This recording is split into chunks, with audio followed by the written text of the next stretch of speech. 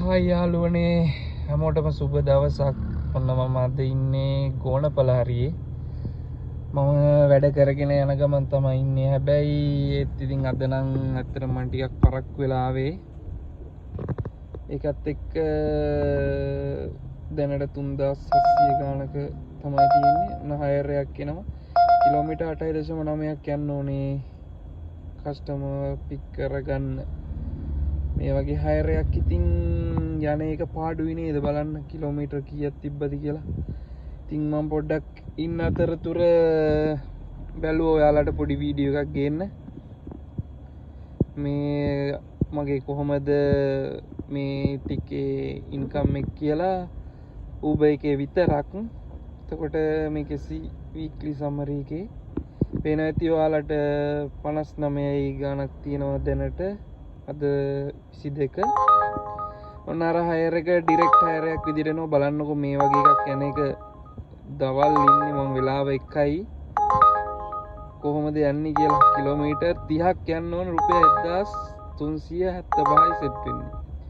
ඉතින් ඔන්න ඕකයි තත්ත්වේ Uber එකේ වෙන්න බලන්න 35යි 100 ගානක තියෙනවා කරලා. ඒ තමයි 17 වෙනිදා සඳුදා දවසක්. එදා මම යාලි ගියා. ඊට පස්සේ මෙන්න ඉස්සෙල්ලා සතියේ ඇත්තටම ලොකු මැච් එකක් ගහුවා මම. ඉතින් ඒකේ සෙනසුරාදා තිබ්බා. ඒකේ ඇල්ලේ ගියා. ඒකේ වැඩිම තියෙන 37යි ගාන. ඔන්න හයර් එකක් එනවා. ඒත් 3.8කින් තියෙන්නේ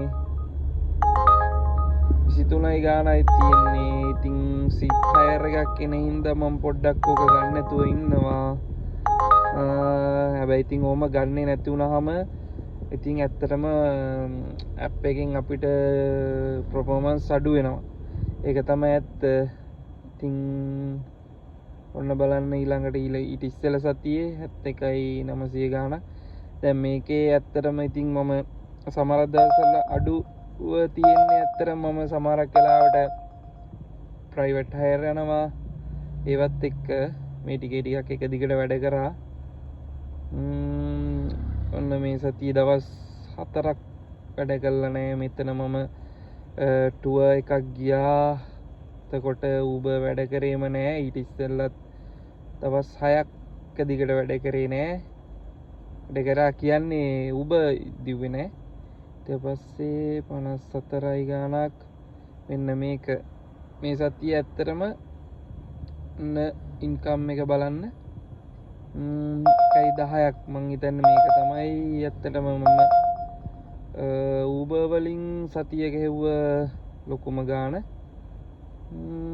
ඊට පස්සේ 49 ගාන. සමහර දවස්වල ඇත්තටම වාහනේ සර්විස් කරන්න යනවා. වාහනේ මොකක් හරි රිපෙයාර් එකක් එනවා. ඊට පස්සේ සමහරක් වෙලාවට වෙන පිට හයර් එකක් යනවා. ඒ වගේ පික්මි ඇත්තරම ගොඩක් දුවනවා අඩුයි. Uber තමයි ගොඩක් දුවන්නේ. මෙන්න මේකේ 93යි ගානක්. ඊට පස්සේ මේකෙත් 93යි ගානක්.